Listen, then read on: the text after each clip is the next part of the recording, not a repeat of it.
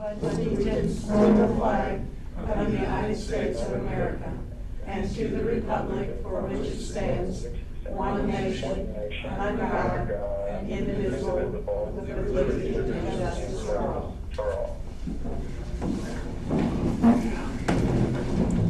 First on the agenda is the approval of the agenda.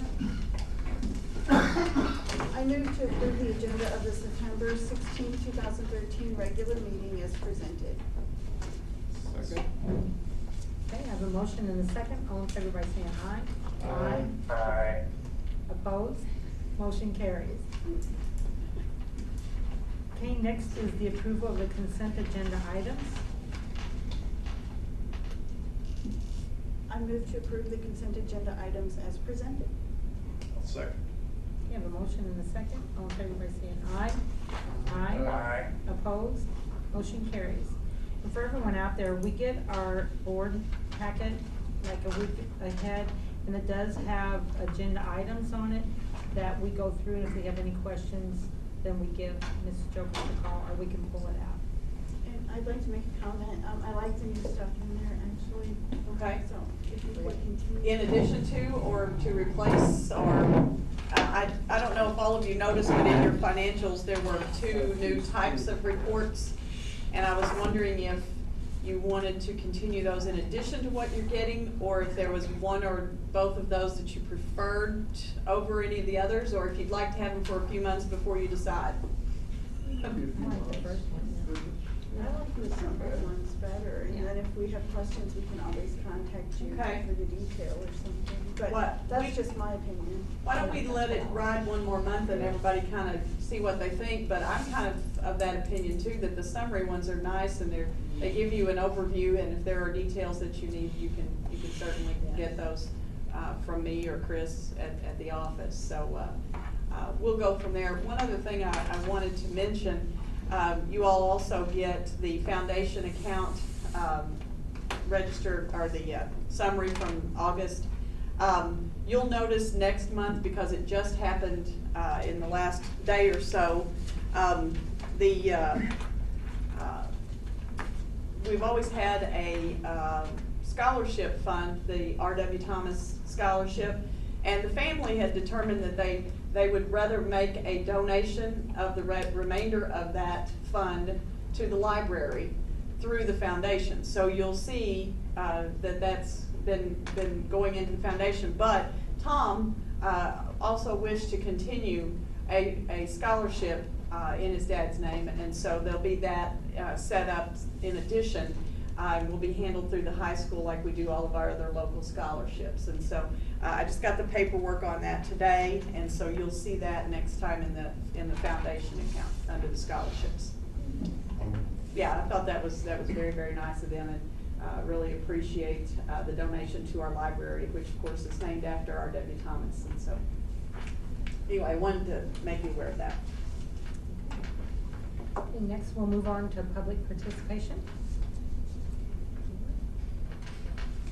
Okay, we'll move on to the report of the superintendent, Mrs. Joker. Yes, and you'll notice in your packet that there were several notes of thanks, and one of those from Ms. Kingery. You have your yearbook, which you'll get a chance to look through. They are very, very sharp looking, and I sent a note to her in her class about the quality that I felt like was in evidence there. She's done a tremendous job. Our yearbook last year won an award, and so I think that as they go to their Southeast Yearbook Conference, that they may well be in competition for some again. And so I was very pleased with that. They're very sharp looking. And inside and out. I think you'll enjoy them. So one of the notes was her thanks for your continued support of her program. Of course, obviously also several notes of thanks for sympathy shown to some of our school family who've lost loved ones, and again, more of those than we certainly wanted to deal with this past month. Also, you'll note there that make sure I don't get it out of order, which I'm known to do when I'm looking at this. the, okay,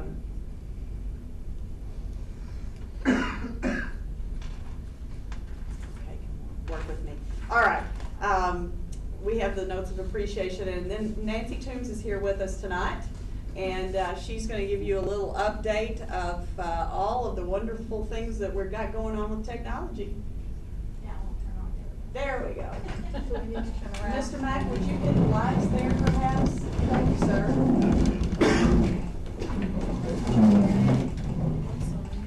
Our technology update for this year includes, we did a bunch of network updates. We upgraded all of our wireless access in all 4 buildings, district-wide, put in a brand new system. We also upgraded our internet feed. We were at about a 40 meg feed that we were on for a couple of years.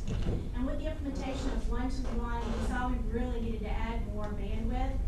So through the E-rate process, we were able to secure a 1 gig feed from Big River Telephone for a nominal cost to the district.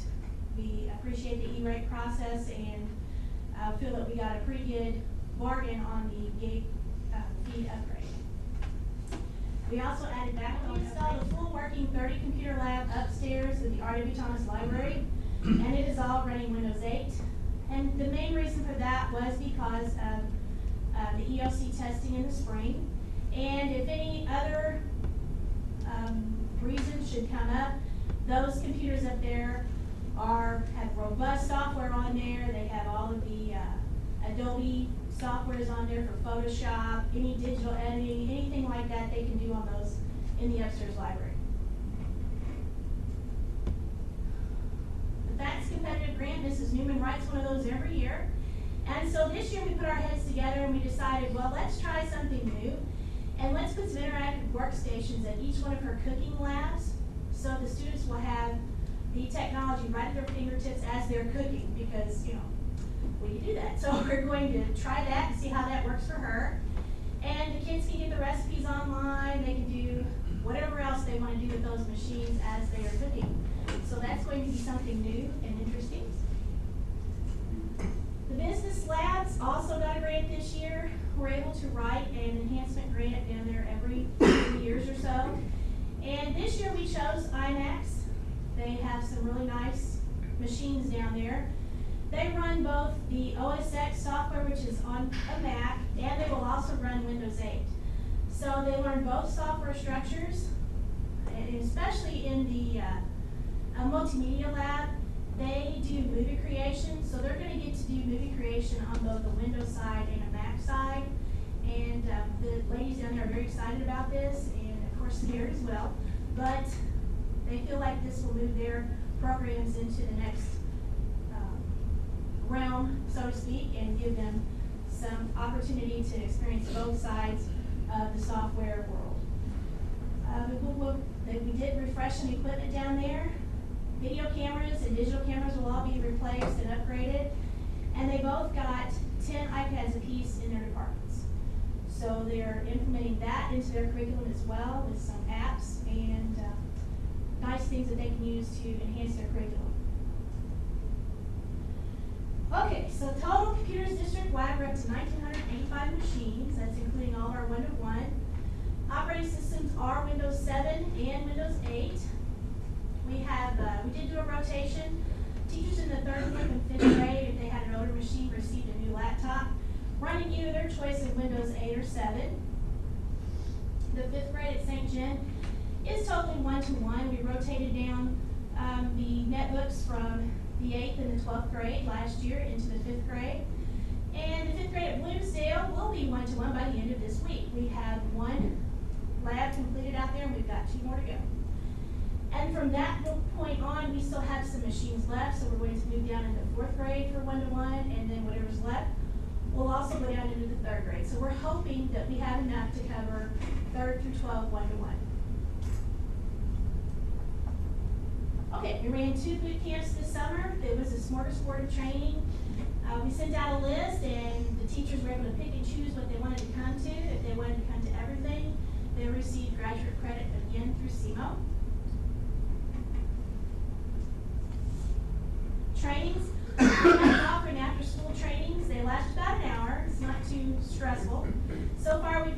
covered Moodle, setting it up, getting it rolling again. We covered MOOCs. What a MOOC is, it's a new way of education that hopefully K through 12 will be able to take advantage of.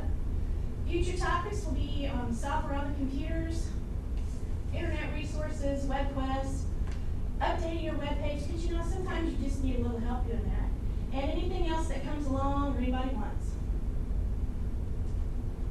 Student trainings. Mrs. Staffen and I met with grades 6 through 12 in the first 2 weeks of school. We introduced some basic computing skills, get them a little more organized on their netbooks, and also some note-taking skills and new software that we installed on the netbooks for the first day of school. And we have completed that training, and we hope that has helped. So now I'll go through the current systems we currently support. We have all of our special education software is through website online. It can be accessed from anywhere, and right now it's going for a major upgrade. So hopefully before too long, the special education teachers will see a nice new shiny system. Should be sometime this week. The library system is still Destiny, very robust software. All of our picking software is now online. And new this year, we've got ebooks online going through the library system here in middle and high school. And the middle school science department is piloting some ebooks this year with their science fair research. Very nice. Mrs. Berry in the elementary has been buying ebooks left and right for her elementary schools down there. I was looking at their list today. It was very vast. Very nice offerings that students can access here at school or at home online as an ebook repository. So that's very nice. Something new, and hopefully we'll push that this year. Power School, we're in our 9th year. Students and parents can both access. And it went for an upgrade over the summer. It usually does over the summer. Very nice. Parents and students can see their grades, their lunch accounts, all kinds of stuff on the Power School, attendance, things like that. Accounting software, we've got Software Unlimited. It is also server-based. And this year we rolled out a new linking into the accounting software called WebLink, where the employees can get their check stubs online now. They don't have to have a paper form. And also, our requisition ordering system was done through WebLink this past spring. Our phone system, we are still using our current system. We are looking to incorporate faxes through the system so that faxes come straight through the phone system and deliver into an email instead of actually coming on an actual fax. So that's what we're looking at getting going here within the next month or so. Antivirus software, we use Avast for EDU. It is a free service. It's worked out well so far. And centralized control of antivirus, our other antivirus system was being phased out by Lightspeed, so Avast was a very nice pickup for us. We use Kaseya. It's a remote management system that we can push out updates. We can remote manage the system. If somebody's having an issue, we can jump on real quick and see their problem. Usually resolve it within a couple of minutes if we're able to do that. We do inventory through there. We can also monitor software installations and deletions through that system. We also maintain an inventory system. All of our assets are run through this inventory system. It's server-based, and it has a scanner where we go around and we physically take inventory in every single room. We also still use Google Apps for Education, which is our email system. It is also a free product. Each teacher has the ability to have a website through this system. We've been encouraging teachers to at least go with Google Apps for their webpage. Any club, program, anything can have a website through this Google Apps system. It has a spot where you can upload your documents for safekeeping if you want. And lots of other programs are rolled into Google Apps almost daily. And it has a lot of opportunity for collaboration. Our backup solution is Acronis Backup System, and it backs up every server to 2 online network storage units that we have in the server room. Filtering, we have a filtering system called Lightspeed, and it was upgraded last year and has worked very well for us. If there's a site that's blocked that a teacher needs, they just contact me and we take a look at it. And we also have the new curriculum system called Bring Your Own Curriculum. It is a new curriculum software we just started this past spring. It's more robust than the previous program we had. I think the teachers like it a lot better. We have an online classroom. We're using Moodle. It's a collaborative tool for conducting online classroom communication. It's up and running. We did a major upgrade to the system over the summer. And one of the reasons we stuck with Moodle was because SEMO has started using Moodle as their main collaborative tool as well. We also still invest in United Streaming through Discovery Education, and it's online videos that teachers can use to enhance their curriculum, and it's all education-based. They're all crosswalk to the standards, and a lot of them have teacher resources that they can use as far as worksheets or lesson plans that they can use with their students. We also have a portal, and its ability to bring your own device here in the future is what we're aiming for that. We want it to be a one-stop shop for teachers and students. The web link system runs through this portal and has extra security built into it. The one thing that we really like is the ability to access their home directories at home. It also has a calendar system, and we can also push resources out through the new portal. We are still using SchoolReach as our mass calling system. We started TextCaster that we started last year, a texting service from MRB Banks. We're still using that. And any kind of message that relates to the school buildings and sports can go through that TextCaster system.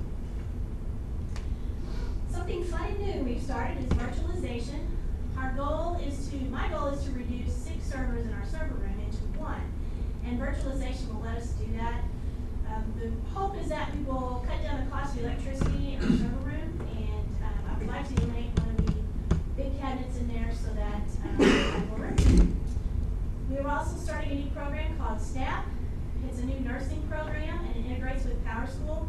We've used PowerSchool for the 9 years that we've had it, but the nurses felt they needed more, an assistant that gave them more flexibility and more information. So that is coming online this week.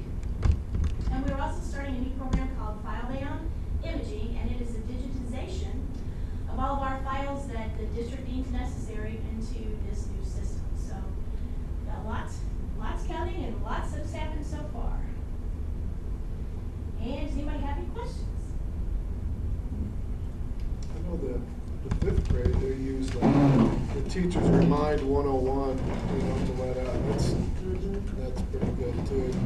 Lets us parents know what our kids have for homework. That is nice. Drew has a middle school teacher that uses that. A lot of Jeff's teachers are using it. Actually, we started using that at Scouts. Is it kind of It's a free service. It's a to text anyone. casting kind of mass text kind of system. That's pretty neat. I I like stole it from the middle school teachers. I have a question about the one-to-one moving down into the grade school. Are all of their books also on the netbook, or are we still using textbooks in the classroom with them? It's just to aid in the Right. environment in the classroom. It's to facilitate the EMINTS process and the instructional strategies that those teachers are learning through EMINTS. No, they still have their textbooks as they have always. Yeah, they're 2 to 1 right now, 3 through 5, and they just feel like they need more. So we have it, so we're gonna go ahead and Yeah, give that's it to great.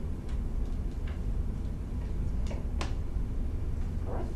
The next on the agenda is some MAP score information. Dr. Lindsay?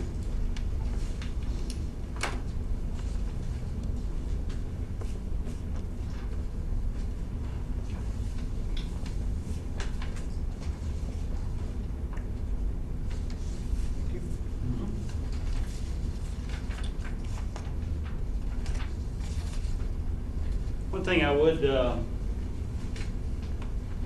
say is that I've always been impressed with Nancy and her department and the being forward-thinking when it comes to technology. And kind of as a segue into MAP scores and MAP data review, I think that those kinds of things really benefit the district, benefit the students, and their learning. And we've had a couple testimonials from graduates from last year that have really talked about how having the one-to-one in their senior year made them so prepared for accessing information at college to help them be successful in their very first semester. And I think that's a tribute to the forward thinking of the district and then also of Nancy and her department. So I think that's a real plus. As I mentioned, a nice segue, I think, to MAP and EOC data. One thing that, it's really a celebration of MAP scores, I think.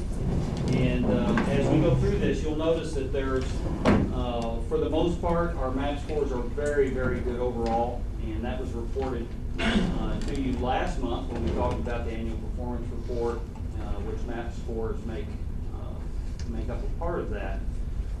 There are some areas that will kind of serve as our focus for improvement moving forward, and you'll see those as we go through. We'll start with English Language Arts Grade 3. It's broken down by building, and then district overall, and then also the state average.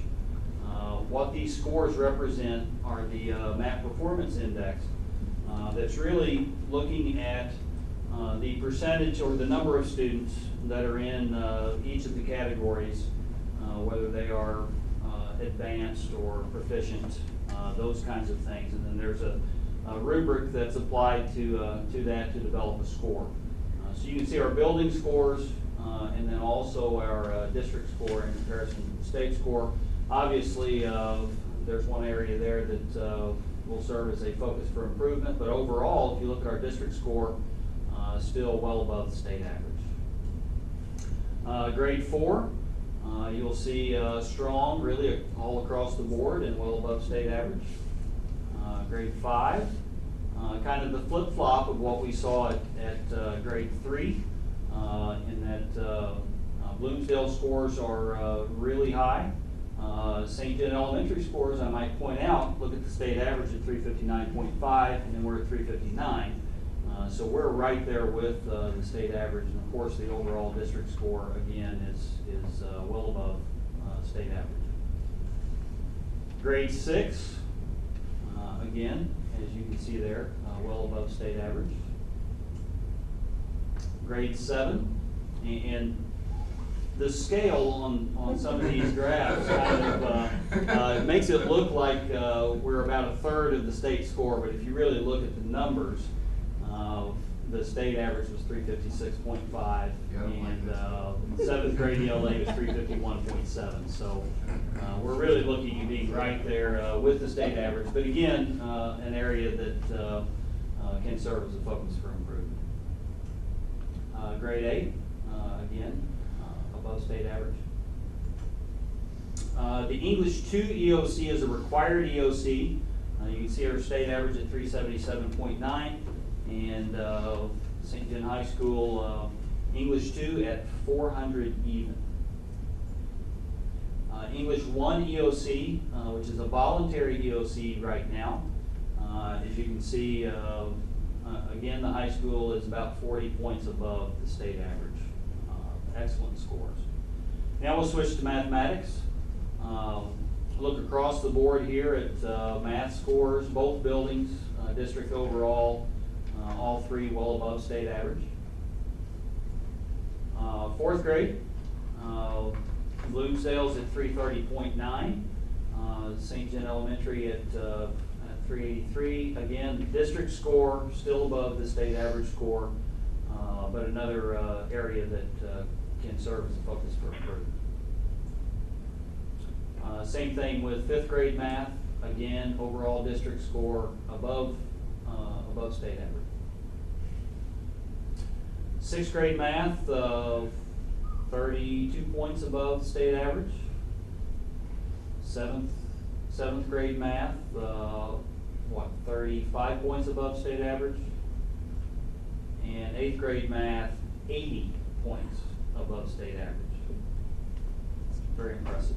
At the high school level, the Algebra 1 EOC is the required EOC. As you can see, state average at 356, and our high school Algebra 1 students at 388. Algebra 2, which is a voluntary, we'll be happy when it starts counting, because you can see 345 for the state and 438 for the high school. It's extremely impressive. Also, geometry scores, again, well above state average with high school geometry students. We'll move to science now. There's only 3 areas that are tested in science, 5th grade, 8th grade, and biology. This is the 5th grade science scores, and as you can see, well above state average in all 3 areas, and really science is a very strong area for us, and you can see that when we go to 8th grade. Also 66 points basically above state average, and then also the high school biology is also above the state average. Government, as you can see, the high school government scores are above state average, and that's something that saw a marked improvement from the prior year. One thing that we are investigating and plan to do, we'll present this information to the board at a later date, is to, right now we do government at the freshman level as a semester course. And many of the districts across the state that lead into that state average do it for a year-long course and at the sophomore or junior level. So our students are a little less mature and are only getting half of a year of instruction in comparison to other districts that do a full year. So that's something that will be presented at a later time, but again, we're already above state average. American History, which is a voluntary EOC at the high school level, and as you can see, well above state average at this point. So any questions on math and EOC data? As I mentioned, overall, very strong district averages across the board, above state averages. We did see 2 or 3 areas that are something that we can focus on for improvement, but overall felt very, very good about the math scores, math and EOC scores. That just tells you what kind of staff we have here. Oh, absolutely.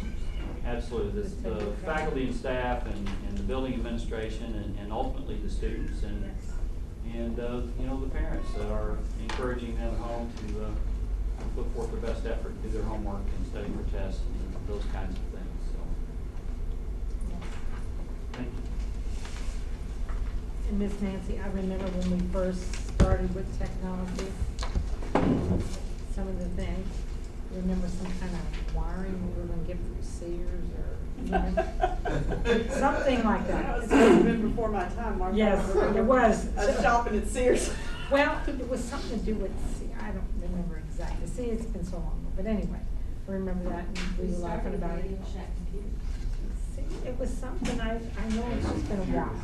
So anyway, but we've had, Nancy, and this is for you and your staff, but we've had several, you know, people that were before you, but by far, you are amazing. I couldn't do it without my department. Yes, The teachers, you and your they're department, yes. wonderful. So, thank you, St. Genevieve R2 School District. Okay, Ms. Jones. They sure do make us look good. They don't do, absolutely. Yeah, I really appreciate all the work of the Yes. technology department, and, you know, I just today, as a small example, I called Nancy and said, hey, I've got all this stuff popping up on my screen and I don't know why, and it just keeps on doing it. And she says, oh, you must have gotten some malware. And she said, I'll just get in there when you go to lunch and fix it. Sure enough, when I came back from lunch, it was all done. And I got an email of some photos from another superintendent at another district, and couldn't open them. I don't know if it was me or what, but I sent him, I forwarded the email. I said, Jason, help, I can't get these to work. He sent it back to me, okay, it should be fine now. Sure enough. I mean, you know, that's, some places, I don't think we realize how fortunate we are in the fast response time of our tech staff. If you talk to teachers in other districts, and just in the workplace in general, oftentimes, it really isn't like that. That level of speedy response is awesome, and I appreciate that. And I have enjoyed all the years of collaborating with Nancy, and we get together over in the office and put our heads together, and she says, hey, what do you think if we do this? You think we can? She says, I think we can. So most of the stuff that we're doing is just me and her going, you think we can do that? Think we can do it. Well, I was in her office one day, and look at this, so you see this, it's just this little black book, right? Open it up, and it looks like you can do something. She had it apart, and in the back is millions of little bitty things back there, and I thought, she knows what, oh my gosh. I couldn't, and all I had to do was go on and look at the screen, but she had the back of the thing off, and that does not look anything like this. Like a brain in the vessels. Okay. So yeah, I appreciate our tech department. I appreciate all of our staff and the work they do to get our kids ready for MAP testing. And certainly it's not the be-all and end-all of why we're here. But, you know, when we send our kids out to college and they text us or email us back pretty quick and say, hey, the things that you did, the things that you gave me, the tools that you put in my hands, whether it be a chemistry class I took so that when I took college chemistry it was like a breeze and I didn't even have to study, or the Moodle class and the Moodle information that they had, and so they got the job as the teacher's aide in the educational technology class that they were enrolled in. And so, you know, regardless of which it is, whether it's the academic preparation or the technological skills and all that we're giving them, I just feel very, very good about what we're sending them out there with to take that next step. So very proud of our staff on all of those things. Next thing up, you have some reports about drills that we're working on and emergency, the drills and the safety issues. There's been no real safety issues that have come up in the last month. I know that we've done a few more things. I see Dr. Lindsay right now has it up on his iPad.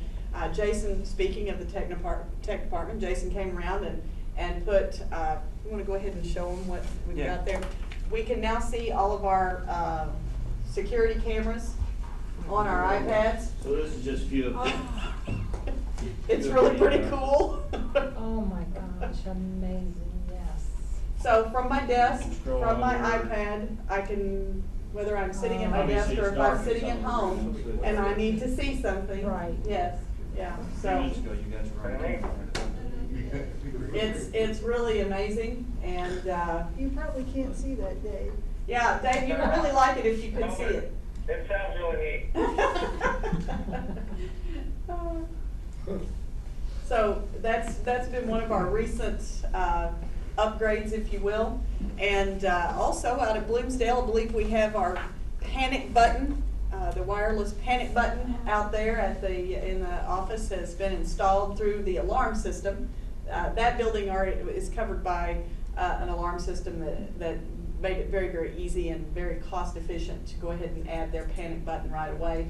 The other buildings, not quite so much, but then again, they're not quite so removed from very quick access for emergency help. So that seemed to be more of a priority, and that's done. And so Jane has her little panic button under her desk. So we've just having some discussions about monthly testing, so that and because it does have battery, and you know, so we're going to be sure that we stay up on top of that. But couple of other comments and things that I wanted to go over with you that are not on the list before we move on to our emergency procedures. You have the St. John County enrollment chart. You're going to take a look at that. Currently, at the time of this report, probably I guess in the last week, we have a total of 1,849 students kindergarten through the 12th grade, okay? We do have 30 early childhood special ed kids that are not in that 1,800 count. They're counted separately, okay? Then you have the count for all of the area parochial schools. Total number of students in our district's attendance area, public and private, with regards to where they go to school. Total number of school-age kids that we've been able to assess. And of course, we don't get data from Hope Christian. We do know there's some children there, but 2,413 school-age kids in the county. If you look down in the lower left corner there, you can kind of see some percentages as to percentages of non-public students and public students, and we stay in the neighborhood of 25%-ish non-public to 75 public. We have about 3/4 of the students of school age that come to our public schools. So that's kind of interesting. And then you also see the increase and decrease in the enrollment in the various schools. And you'll notice that public and non-public, we are declining in enrollment. Just the number of school-age kids overall in our attendance area is decreasing. I was talking with one of our county officials, and he said the number of senior adults, however, is increasing. So we are becoming an aging community as we go forward here. So changes the landscape just a little bit, and we've already noted in some of our school finance information that we talked about earlier that our enrollments have been declining. It's not just us. As you see here, the total non-public enrollment also is in decline. So that number fluctuates quite a bit. One other thing I wanted to mention, and it's a little bit tied to enrollment, and I'll show you the tie to that, but I emailed you all, I forwarded an email from Bob Miller about Fowler Bus and it being their 60th anniversary this past week, if you will. And he sent some old newspaper clippings from the fair play at the time that that was all taking place, September of 1953, and that was the time when a court ruling stated that non-public students could not be transported on public school buses, and so there was some change there that the president of the school board resigned and bought the buses from both the public and non-public schools and created Fowler Bus. That has over time for the last 60 years hauled all of our kids with no major incidents. So I want to pat that Fowler Bus service on the back. We have had great service and great relationship with them over the 60 years of their formation. But I thought you all would enjoy the newspaper clippings about the reporting from the board, how that all transpired and things of that nature. But the one thing that's related to enrollment that I found interesting, on September 12th, 1953 Fair Play, it reports that enrollment in the public schools of District R2 has fallen off some, judging from first day enrollment figures. In 1952, the total R2 enrollment was 551 students. 551 students. Peggy has nearly that just in St. John Elementary. And this year, which would be 53, it was 543 students. Then it mentions the enrollment at the parochial schools. Approximately 750 students enrolled in the St. Genevieve parochial schools Tuesday of this week. That's 543 public, 750 non-public at that time. Of this number, slightly over 500 are attending the grade school and over 200 attending the Valley High School. So thought that was kind of interesting and as a point of comparison to the enrollment figures that we see now and the percentages of students, and of course just the number of school-age children and how that has grown in our community, and our community as a whole has grown. So anyway, found that to be interesting. At this point, though, I think that's the end of my notes and comments, and Martha, I believe we're on to the next part. Unfinished business. First is the emergency procedures. Dr. Lindsay has that. I brought a copy of the district emergency plan with me tonight. As you can see, that's why we didn't mail it to each of you for your review. And as you're well aware, we went through a very extensive review of our safety and security during the last school year. And most of that process led to some safety and security upgrades to our buildings, as evidenced by the surveillance cameras that I showed you a few minutes ago. There really were very few changes that were necessary for the district emergency procedures. Those were already in very good shape. There were some minor changes, especially at the building level, that needed to be made. So the building plans were updated to include new personnel and those kinds of things. We also, the 3 buildings on this campus went to a consistent format. In the past, each building kind of did their own thing, and thought it might be good if each building, if the buildings had a consistent format. So if you went from one building to the next, the plan is basically in the same format, in the same order of as far as what the information that's in there. So that was one thing that we did on this campus for this year. And there were some changes in procedures and those kinds of things, but that was basically at the for the most part at the building level as well. As we've talked about before, the particulars of the emergency procedures and plans and what our response is to certain situations is not really information that's publicly available. But I can assure you and assure the public that we do have good plans in place that really address most any kind of situation that we might have here at school that would be some sort of an emergency type situation. So, and it does take into account the latest information available, and it's research-based and is really extremely comprehensive in nature. I mean, it has really everything in there. After approval, then copies of the plan will be made available to each of the principals in their buildings. Of course, we'll have one in district office, and copies will also be sent to the various emergency responders here in the community, with the police department, sheriff's department, fire department, so on and so forth. So again, no major changes to the plan, some reformatting to make it a little more consistent, and a few updates based on information that we've learned over the past year. I'm familiar with some of that, but as you said, it's always updated and changed. But that you say is the district's. And when it's approved, as you said, it will go to all building principals and district offices and so forth. How much information in there because I'm not familiar with this any longer, might a classroom teacher have? How much?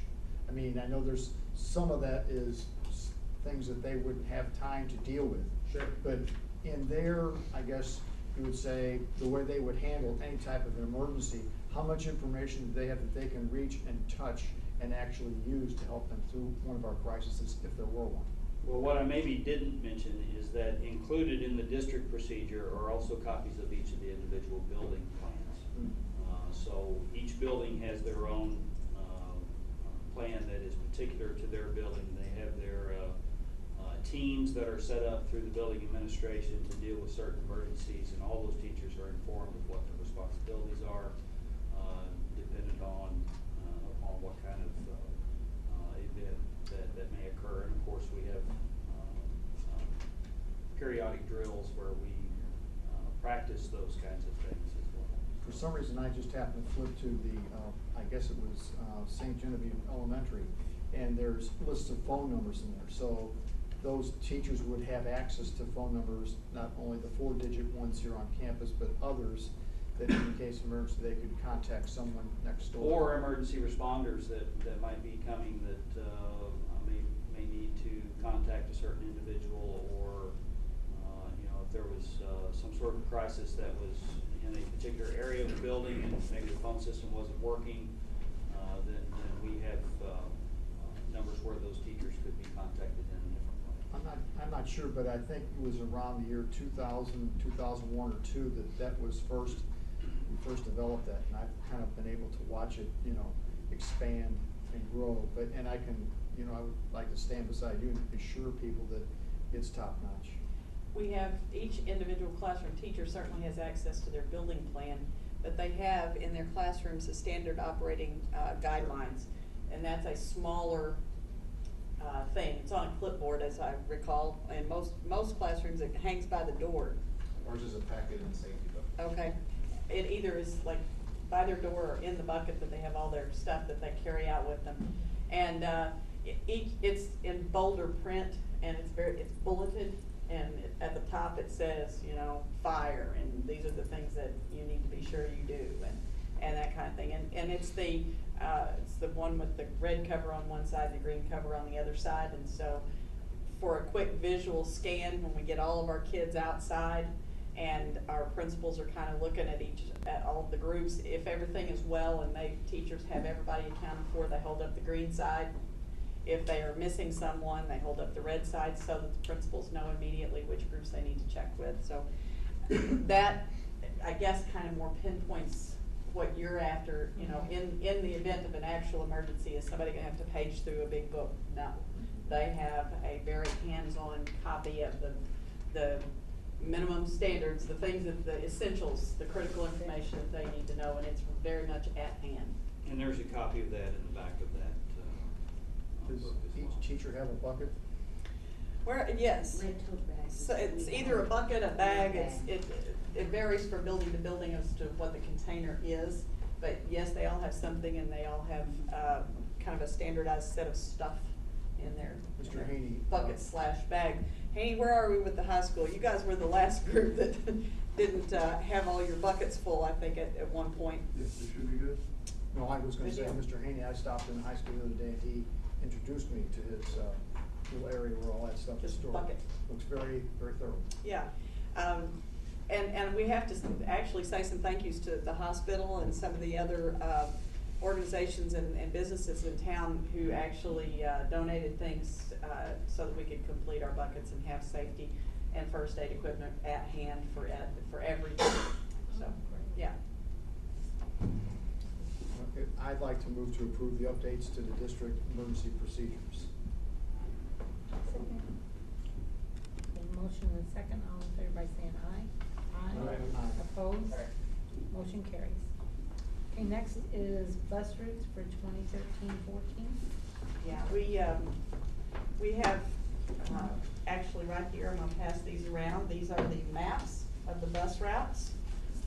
But dropped those off today, and he and I had a conversation about making sure that all snow routes are delineated to his drivers, and that the drivers make sure that every parent and home on their route knows what those are by the end of this month. And so that I figured that we probably can get through September without having to have a snow route. So, Although it is like it today. although it is a little cool, but I think we're supposed to be in the 80s the rest of the week. So want to be sure that we have everybody informed so that if we actually do need to use snow routes, that they will be at hand, and parents will all be aware of what those are. So yes, we have very few changes to our bus routes. I think total we have 3 minor changes on routes, and 2 reductions and 1 increase, and that just is entirely based on where the kids on those routes live. And if we've got some that don't ride anymore, then that sometimes decreases our routes. And if we have to pick up a new one, sometimes that increases our routes. So very, very minor changes. Is that one that's larger, does that add a lot of bus time to some of the? It increased by 26 miles. Yeah, it's gonna, it adds some time. We have, folks, we have kids, you heard all this turmoil in the city about, oh, these kids are gonna have to ride the bus. I just had to laugh. These kids are gonna have to ride the bus 30 and 40 minutes, or miles, or whatever it was, and I thought, really? Y'all are gonna get upset about that? Come on down to our neck of the woods and out at Brushy Creek, where they're picking up kids at, before 7 o'clock, and up in the north end as well. Yeah, we got kids who ride the bus a long way. There's no doubt about that, folks.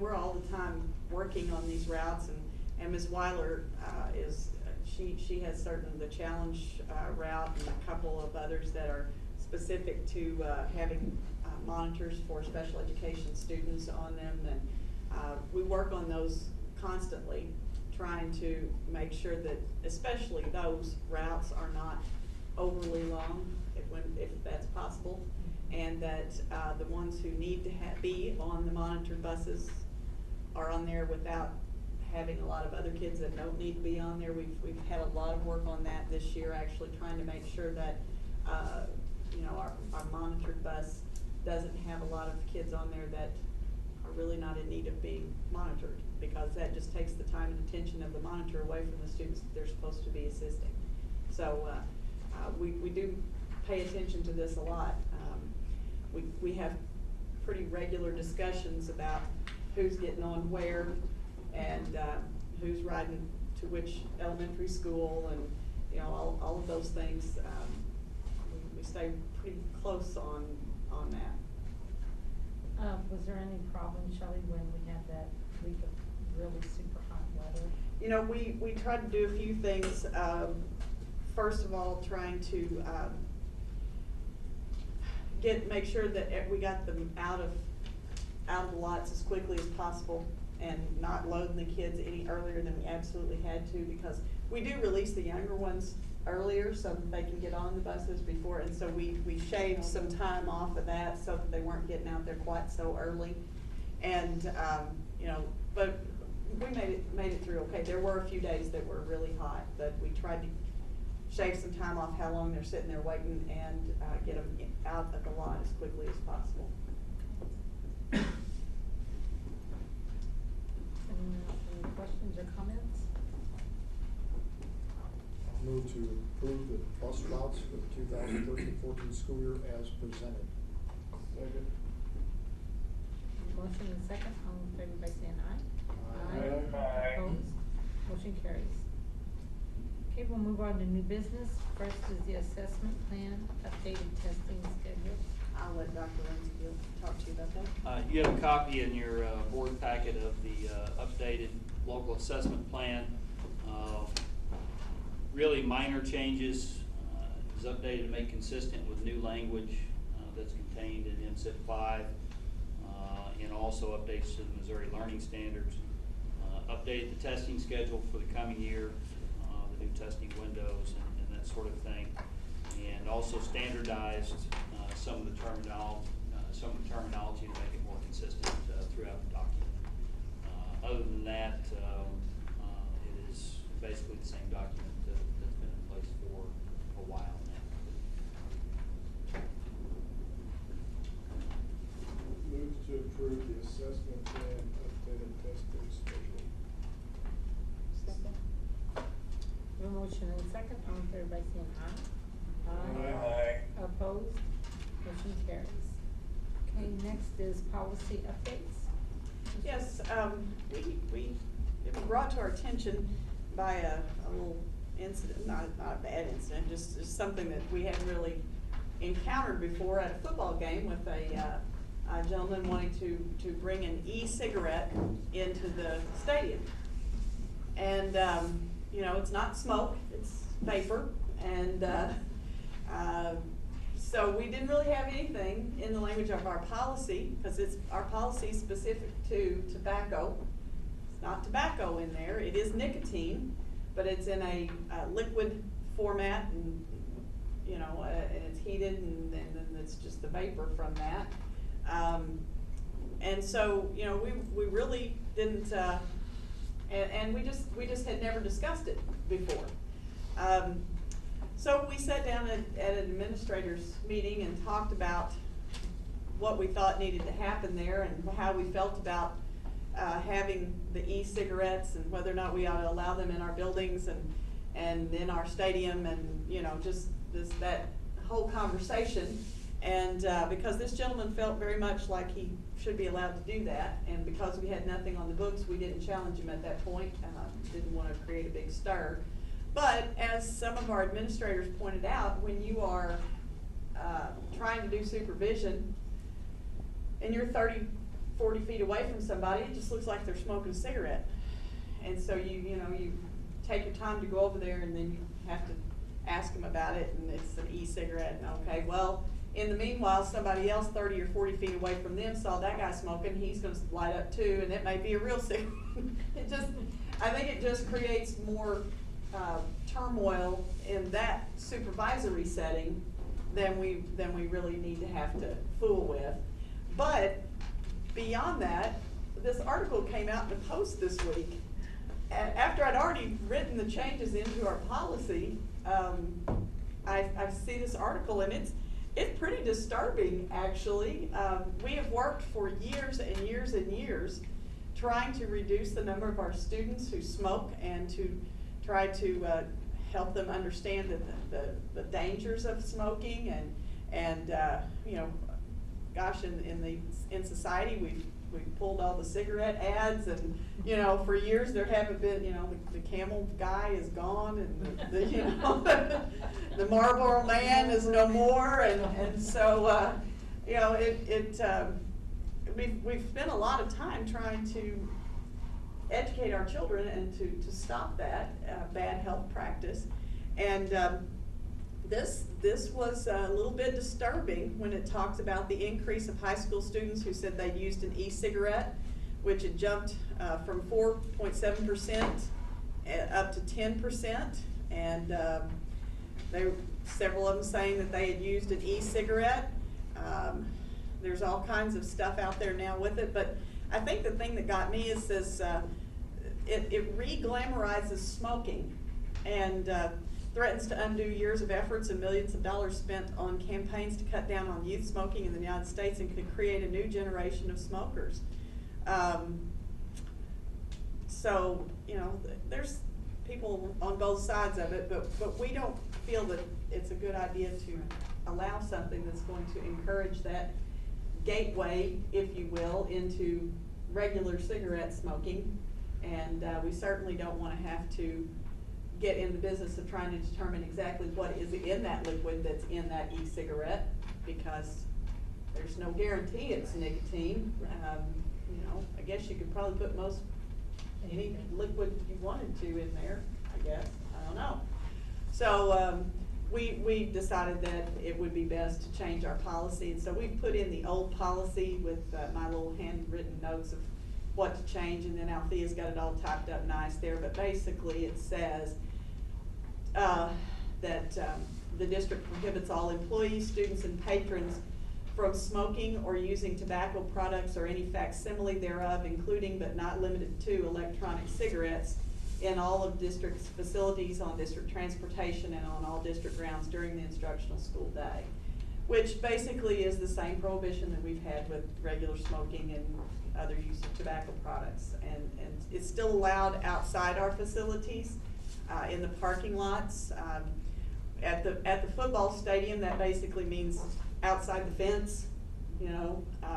So we try to maintain that as to not have folks have to deal with cigarette smoke in the stands and things like that. And so then, because it also deals with tobacco, our student discipline policy has tobacco use, and I inserted into that the use of e-cigarettes as well would be involved in that policy related to tobacco use. I know it says tobacco and e-cigarettes don't have tobacco, but it is all in the same category of And so what I put there, it just says use of tobacco including electronic cigarettes on any part of school property.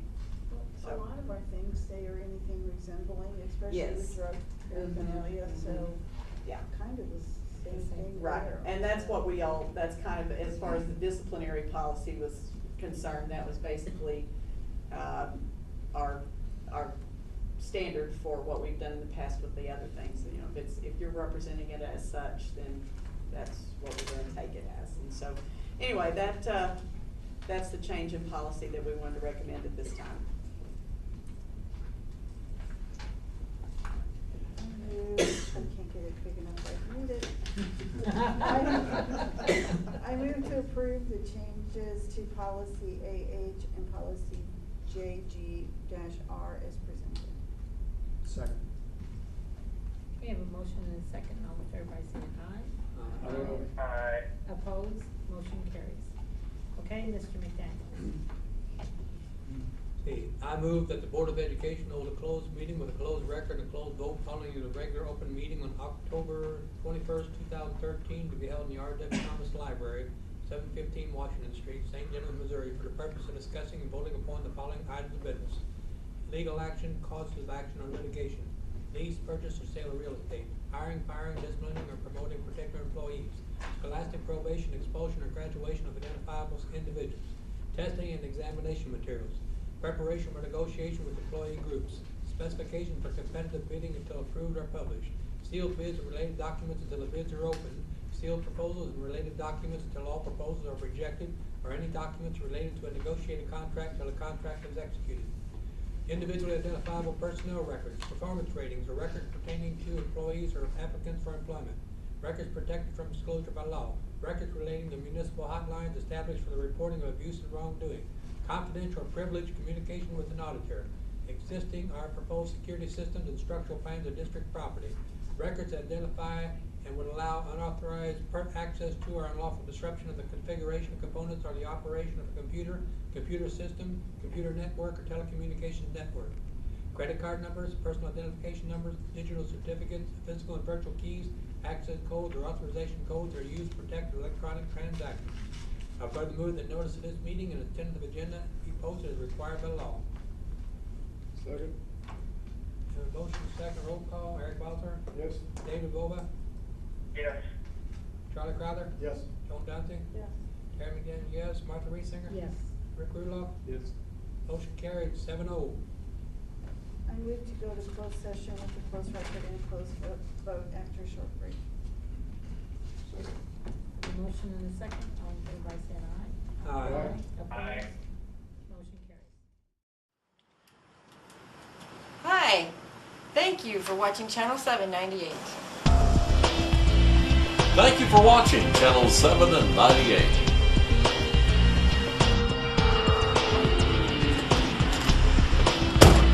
Hi, thank you very much for watching Channel 798.